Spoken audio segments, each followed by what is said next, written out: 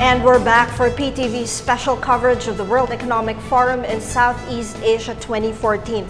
Earlier, JC, we would like to inform all our viewers of what they have discussed, and it's very important that we know about the leaders' opinions on designing solutions to climate and resource risks. They said that we should adopt a business model to mitigate climate change-induced resource risks.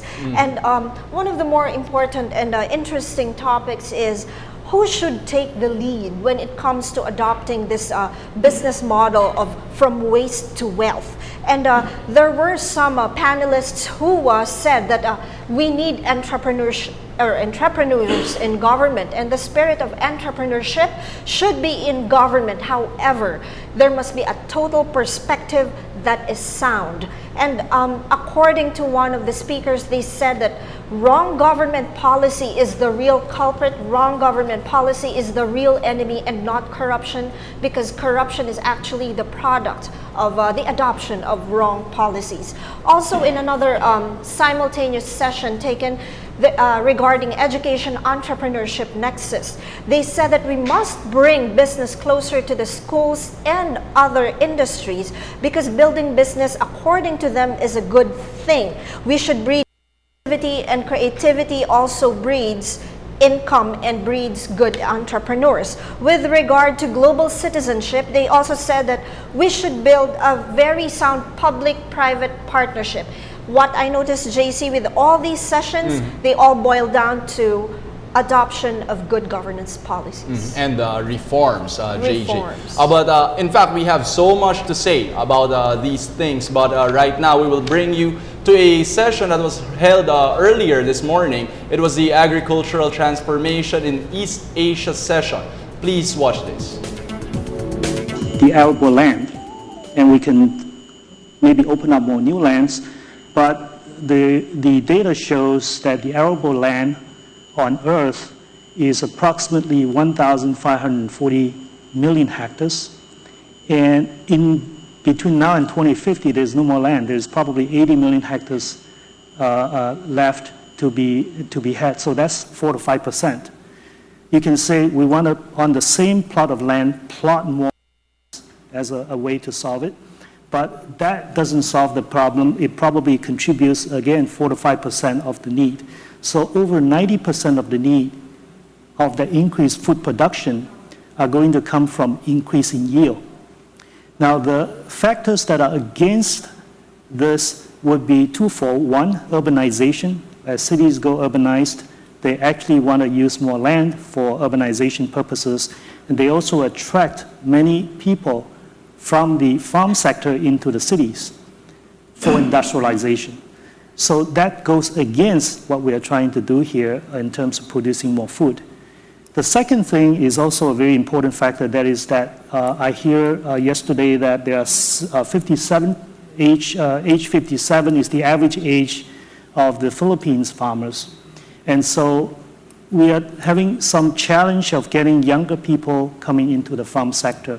The children of the farmers are reluctant to be farmers again. So those challenges continue to place stress on our ability to produce more food. So what are the solutions? Well, let me just stick with the problem for a sec, if we could. I mean, do you, as a science company, view the problem as a technological challenge, a matter of carving up numbers of people, amounts of land, yield per acre? Is it a scientific and mathematical issue, or is it a broader issue? To what extent do you focus on the pure data and the people involved and the various constituent parts of that organization? Yeah, as Timur, you alluded to earlier, this is a very complex, big issue. And we as a company, as a private sector company, it does not have the solution to everything in this issue. The part that we can contribute to are fairly limited. They are involved in, first and foremost, science, because we are a science company and we believe that we can do good science to solve some of these problems. In other we can do good would be to educate the farmers. We think farmers are the key ingredient of making this happen for the future. And most of our strategy, if you will, around various countries and geographies are farmers' education. And we need to be able to reach as many farmers as we can to impart on them the knowledge of farming and the knowledge of technology. And the more knowledge they gain, the more money they can make, and the more sustainable they will be, and the more young people are going to stay in the farm sector because of that financial incentives. All right. So they're all interlinked. Now, let me ask Frankie to address this issue as well. I mean, your business is all about interacting with people on the land. What are the challenges involved there? How do you frame this conversation? Yes, thank you. Well, as we inventorize the problem and the potential, the problem is now that in next 40 years, we need to produce as much as what we produce 4,000 years, last 4,000 years. And we have about over 300 million smallholders in Asia, out of the total 400 over million all over the world. And these smallholders basically are the most vulnerable one. They are independent farmers.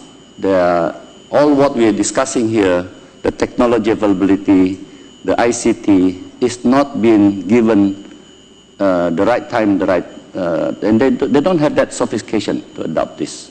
So thanks to actually World Economic Forum to introduce new vision for agriculture, which address about the food security, economic,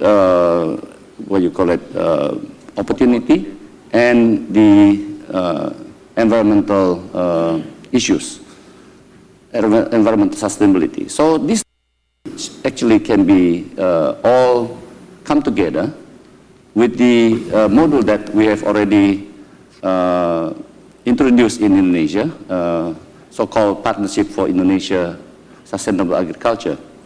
So the platform that we form is like an association with very good guiding principles and very good discipline. And the focus is basically on we allow working group from private sector to lead, includes leading these smallholders, and certainly the government is backup involvement is very, very important. In case of Indonesia, our minister has been very much involved to the ground to solve the problems and helping to put the policy right, to change the policy to support this initiative. So the whole idea is how to make all those good things, including capacity building, will be done in modular basis. Modular means that, like McDonald's, you find all the solution there, including good agricultural practice, making higher yield, how to get the financing, which is even, let's say, the government is saying that please give the financing to them, but the people in the branch, they don't want to give because they do not know whether they can get the money back or not. So out of those instructions, about 3 to 4% only been given out to the farmers. So this is a very good solution, what we have, the PISA Agro. In the beginning, I was very pessimistic, but now we have already about 11 working group in Indonesia. And I think this working group is working very well.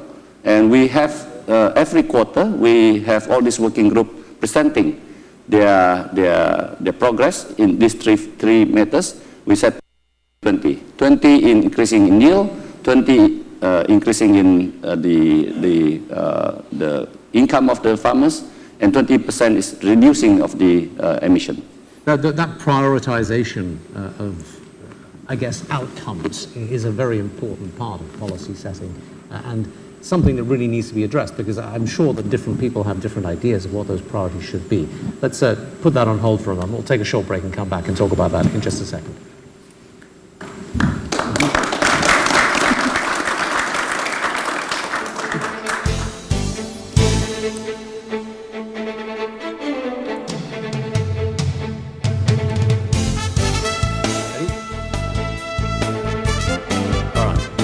welcome back. Let's talk about And that was a session on agricultural transformation in East Asia. And I think this is really a key discussion point for several Southeast Asian nations, which are, well, largely agricultural in terms of their contribution to the economy. And I think leaders of the region should talk about how they can sustain food and agriculture systems within the region. So let's go back to the discussion that was taken earlier via website. priorities involved in setting policy for the future within the context of all the challenges we've described. One of the things that you mentioned just before the break there, Frankie, was the number of smallholders of farm. And I just want to talk about land distribution for a second, because the idea of yield improvement has surely got to be rooted to some extent in size. Commercial agribusiness is the most efficient production method that seems to be out there, and yet in Asia, the average farmer holds a very, very small piece of land. It's very disparate. Do you see a future for greater consolidation of production, of land, of farming effort, or is Asia going to have to find a unique way of solving that issue? Well, yesterday we have the full of the starting off of the Grow Asia Agriculture Summit, and thanks to the Secretary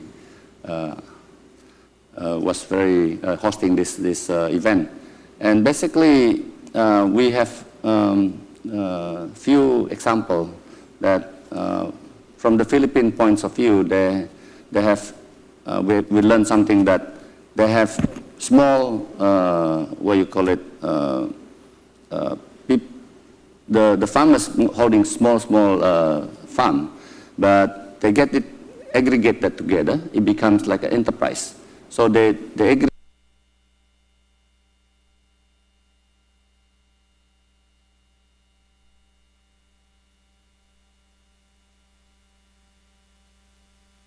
get like 10 hectares, 15 hectares, and they can consolidate all those ideas, all those good agriculture practice, and make it into the one smaller enterprise. In case of like Indonesia, we are doing this from the cooperative point of view. So for example, in palm oil, we have planted 9.2 million hectares in Indonesia, the whole Indonesia. We're number one in the world for production. Out of that, 43% is smallholders. And half of that is about 2 million hectares is independent farmers. So-called independent farmers, they just plant without any supervision. So their yield is very, very low. 1 hectare normally is about 5 to 6 tons per hectare, and their yield is only 2 hectares. So, so we are trying to introduce so-called innovative financing to help these farmers to replant. But to replant, we need to make sure that they are under the one cooperative, few families which have 2 hectares each, under one cooperative, so that the cooperative can, we can give good agriculture practice. We can, as a what you call it, a big company, we guarantee the loan. So that let me stop you there for a second, because the whole financing issue is obviously very key. It keeps coming up in all these conversations that we have.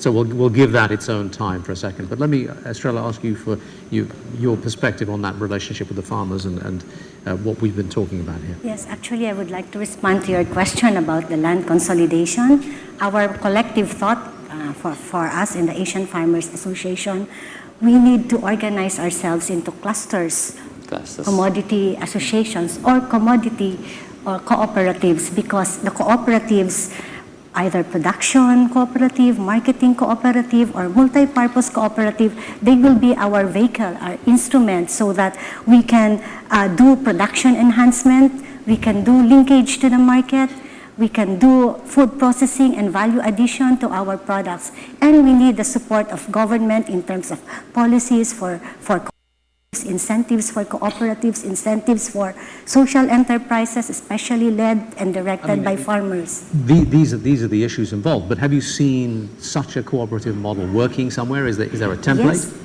Yes, there is. In the Philippines, I always tell this inspiring story of a cooperative in Bicol, one of the most awarded agrarian reform cooperatives. So they started without land. The government awarded them land through the Comprehensive Agrarian Reform Program. They started to do land. They planned about how to use their 800 hectares of land. There was about 600 farmers in this cooperative. And now they are the biggest supplier of organic rice in the market today, and they have earned millions of pesos from their biofertilizers, from the chicken dungs that they have been raising. Minister, let me ask you from a government perspective, though. I mean, how do you consider the question of land use and the question of trying to increase yield while maintaining some fidelity to farmers' interests? When land is the most important issues for any farmers, and likely in Asia, in Vietnam, many Asian countries, we are going to have smallholders for a long time. Yes. Even in industrialized country, you can see also there are many smallholders. So our task is to assist farmers to have clear right with land, so that they can be sure in making investment, long-term investment, and so that they could use land title to borrow credit from banking system and etc. And we have problem how to promote large-scale commercialized production with smallholders. There is some way to do so. That is strong cooperation between farmers and businesses. In Vietnam, we are carrying out a program so-called creating large field owned by smallholders. But I also agree with speakers that it's very difficult for businesses to work directly with many smallholders. We need someone in between to assist both farmers and businesses. And this is an issue that's come up a lot. I mean, institutions that can sustain and manage dialogue between the interested parties appear to be a key from everybody's perspective. Why do those institutions, why are we having to talk about that? Why do those institutions not exist already? I think that we have good idea, but another problem is to carry it out. In order to have it effective, first we need to have stable organization, farmers organization, not something for a very short time. That's why it needs enable policy, environment, legal framework, enforced legal framework, and also a lot of attention organizing effort from government side. I was going to say that we actually have a program in Vietnam, in the Thanh Hoa province, where we work with the smallholder farmers into gathering into a larger. In fact, it's a 5-hectare plot of land where we are introducing new hybrid rice seeds into the community. And we are working with the farmers in that community to introduce a good agriculture practice, planting those rice seeds, new rice seeds, and then it will grow at a much better yield than previously. In fact, this program is ongoing, and it will be. We will see the harvest within next month. So that's a good example of us continuing to engage with the smallholder farmers, aggregating into a larger lot, allow them to use mechanized equipment to plant the seeds. Excuse me, I think that's an excellent point to observe, that when we look at these programs that are helping farmers consolidate and go into larger management units that may be more efficient, we have to make sure that the interests of the investor are aligned with the interest of the farmer. Because there can be, I can imagine situations where an investor may come in, it could be a seed company, it could be a pesticide company, fertilizer company, whatever, that could have short-term or medium-term interests that may in fact not be compatible with the longer-term interests of the productivity of the system. So I think when we look at those models, and I think we have to explore those models, we need to make sure that our interests we're aware of them and that they're aligned. I think another opportunity for the development of these areas that are populated by smallholders, I think there's a real opportunity for novel entrepreneurship, where it's that space between many farmers and a few outlets, that there's a space in there that can be filled by ag services companies that are taking advantage of the newest communications technologies, that aren't stuck in a panel of extension of research results or what have you, but in fact are creating a new business model for the rural sectors. And I think that is going to be a key success to driving the change in these rural areas. It'll be a bit like how the cell phone revolution completely supplanted the landline industry. And I think we're looking at that kind of rural revolution. All right, well, talking about changed business models might be a good time to introduce this idea of financing change, options to make life easier for farmers and producers and the businesses that are attached to them. So let me throw this out as a general question to the floor. Anyone want to weigh in on this? Are banks serving the interests of the subject we're talking about adequately? If not, what should be done about it? Anybody? Well, if I may, this is why, again, this Grow Asia, the platform is very important. As many of the companies like DuPont and many other NGOs are doing a lot of good things. This platform provides the place for people to talk and to find solutions. And the solutions are on the ground where the farmers are. So the farmers, we need to work using the working group as the model has been proven to be progressing well. So all the good ideas will be there, and we address all the problems. So like the banks, why they don't want to give the loan? So we address that. So if we, as the big corporation, we're willing to guarantee that, because we are coaching these farmers, we make sure that we deduct some of those income before for the banks. And then if we have also working with the insurance, like Swiss Re yesterday, we discussed with them how to insure if there's any crop damages from the extreme weather. So all those components will be put into so-called a modular. So we create that as a modular, and then we can duplicate that and what you call it, expand that model.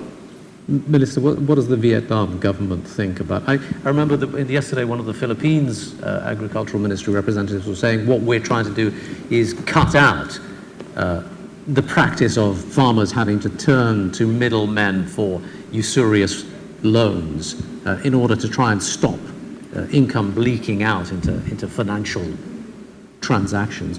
What's Vietnam's view on trying to finance the smallholder?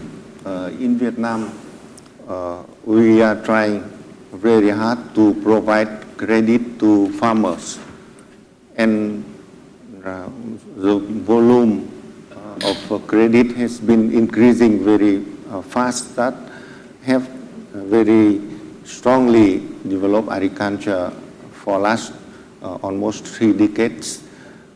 But when we talk to farmers, many still say that they need more credit. And then we are trying to assist both farmers and banking system to meet and to work out better scheme. And I think that first, why the bank are reluctant to provide credit to farmers? Because there is very high risk to deal with many smallholders, and agriculture is risky business. So what government should do?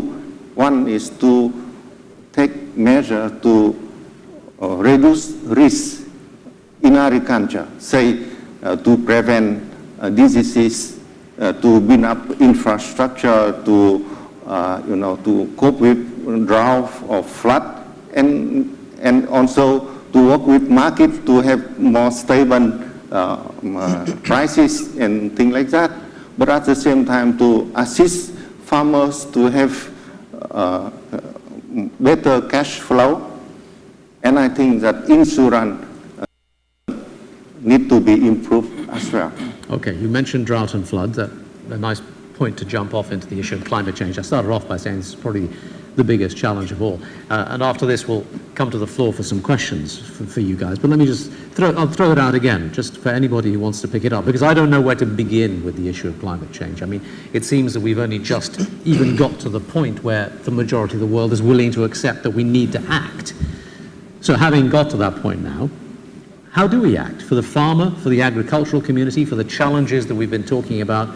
Someone tell me how, what's the issue of climate change here? Well, there's a lot of Everyone hands. wants to go. Let's start. Okay, well, I think that, we have a pretty clear idea of what's going to be facing us. We know there's going to be floods. We know there's going to be droughts. We know that seawater is going to be intruding. We know that nighttime temperatures will increase, all of which adversely affect crop productivity. We also know that within our crop species, there is sufficient resources to breed into our plant and animal source of food to withstand these stresses. It's not something that's done overnight. It can take a decade, it could take 15, 20 years, but the fact is the tools are there, and with a bit of ingenuity, we know we can create it. Now the question is the framework, the social and policy framework, institutional structures, will they be in place to take full advantage of the potential? So I think that the bricks are there, the mortar is there, but the question is, do we have the architects and the patience to build what needs to be built? Let's ask the Minister. I think that climate change is affecting agriculture, affecting us already, and that influence is increasing. And what we should do now, the most important now, is to make everyone aware, and especially to inform farmers, every farmer. And I think the best response must be everyone, not only from the government. And of course, the government have to take action as well. And we need to choose non-regret things and carry it out to assist people to respond to climate change. Is climate change a big conversation point amongst farmers? Yes, of course, we don't term it climate change, but we know that the unpredictable weather patterns has affected so much our crops and our yields and our harvest. And this is how we see it, because we have discussed this in our association. Agriculture is very much a contributor for climate change, okay? But it's the kind of agriculture that is chemical intensive, that is what we call industrial agriculture. And therefore, the solution will be more sustainable, more environment friendly agriculture, one that protects the environment, but also produces, gives us higher yields so that we can have income, and therefore we will continue to farm, and we will encourage our children to farm. Okay, but so this is the framework, the culture that we think we should go to address climate change. We can adapt to climate change, but we can adapt it through sustainable agriculture approaches, environment-friendly ones. And when we do this, then we also help mitigate climate change, because these practices also reduces greenhouse gas emissions, which are the main contributor to climate change. Before I throw it open to the floor, please prepare questions if you would and engage with our audience. But let me just give Frankie a word on this and Sing Chan as well. Frankie, your company, rightly or wrongly, is very much engaged in this conversation, the use of land and its contribution to the issue of climate change. What do you see as being the priorities and the issues here? Well, I think sustainable agriculture is the only answer. And certainly, how can we really, across the board, do the good agriculture practice? That is our effort together. That's why the public-private partnership is very, very important. But earlier on, you broke down your policies into a percentage attribution of importance to various. Are you attributing enough of your focus to the issue of climate change? Well, in terms of Indonesia policy itself, there's no more peatland plantation. That's already we already put the policy in place. No slash and burns. We only plant in those area which is already degraded land. So these are the things that we're working together with the government and the NGOs to make sure that out of those 188 million spacious planning, how many hectares is for conservation, how many hectares is for vegetations. So all those has to be managed in the right ways. Okay. And final word to you, Sing Chan, before we go to that. So to us, the climate change, again, it's an emerging issue and it needs to be well defined, and then solutions also more structured and defined. But some of the things that we are looking at trying to mitigate would be, as we earlier, about 30% of the climate or greenhouse gas is connected to the agriculture sector. So if you can find a way to farm it with more sustainable manner, you can reduce that greenhouse gas emission. Secondly, we as DuPont is looking at how we can convert some of the waste, bio-waste, and coming from the crop production, convert that into a fuel in replacement of the depletable resources. You have just witnessed the discussion on agricultural transformation in East Asia, particularly adopting methods towards food security in relation to climate change. And I think this is a very important discussion, especially for the Philippines, which has been undergoing a land reform program for many decades now. Right behind us, you will see the plenary hall or the Tacloban room of the Makati Shangri-La Hotel, where everyone is awaiting the arrival of President Benigno S. Aquino III. And we will witness the President and other dignitaries sharing their views on how equitable progress can be achieved for every Filipino citizen, for every other foreigner in other countries. I think this is also, JC, an opportunity to showcase the Philippines' adoption of sound good governance policies, the respect for the rule of law,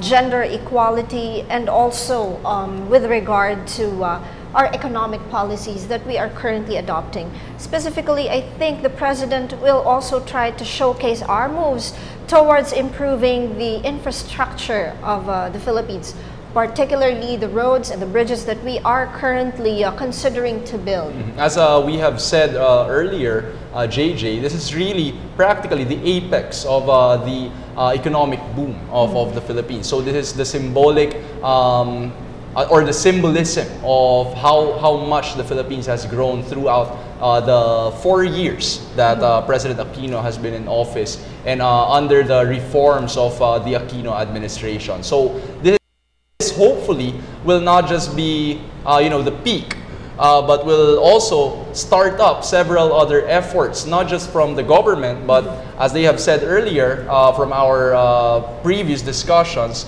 from entrepreneurs, from the private sector, from even the education sector, to really boost our economy towards the progress that we have all been dreaming of. Exactly. And the reason why I'm smiling, JC, is I just realized that in 2010 or 4 years ago, the president is sort of prophetic in adopting a single purpose of fighting corruption towards the Daang Matuwid. And now we are showcasing it here, and we are about to witness it as people are waiting for the president to arrive at the Tacloban room of the Makati Shangri-La Hotel. But before that, JJ, our discussion on agricultural transformation has not yet ended, so we will go back to this session which was held earlier this morning. Trade between Vietnam and Australia and New Zealand in terms of meat for, and we hope that both two countries are kind, in supporting, also continue to support more trade. Hi, I'm Cherry Atelano from Manila Hub, a social entrepreneur as well of Gawad Kalinga Enchanted Farm Village University in the Philippines. My question is, how can we inclusively include the farmers in the value chain? First, as the president enters the Tacloban room of Makati Shangri-La Hotel, he has just gone up the stage with the other world leaders, and everyone's eyes and the world's eyes are upon the leaders of the Southeast Asian nations. And President Aquino is expected to discuss again equitable progress for all. So I'm guessing this is about sustainable growth and making sure that the gains of our economic growth, our more than 6.5% economic growth, will trickle down to the Filipino people. And the plenary session is about to start, and we shall witness in 2 minutes the president's introducing the opening.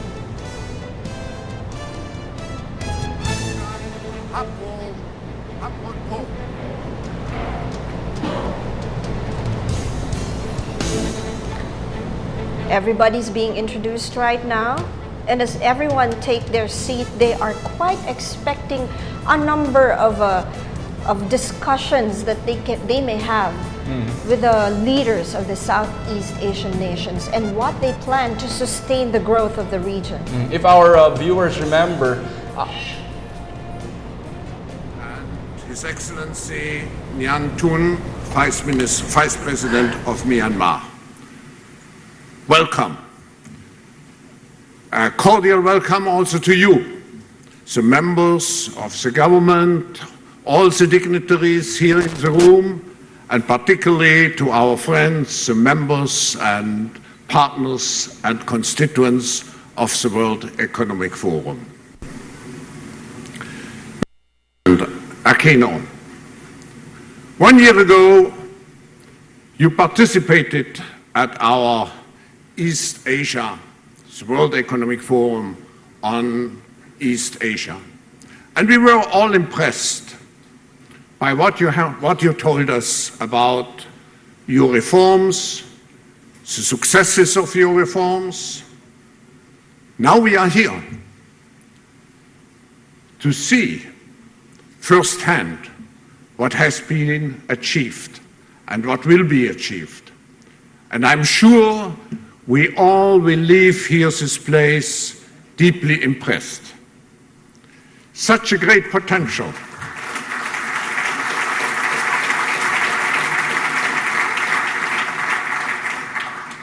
A 100 million young people, a growth rate, the fastest growth rate in East Asia of 7%.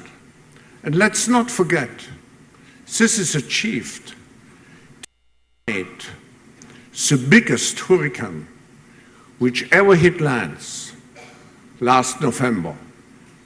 And it shows the resilience of your country, the resilience of your people to take care of over 4 million displaced persons. I want to use this opportunity to thank you, to thank the government, to thank the people of the Philippines for the warm welcome and the great hospitality we are enjoying here. Let me just make, at the outset of this opening session, 4 principal remarks. This is not a normal conference. It's a workshop. You are not here to participate and to listen. You are here to engage.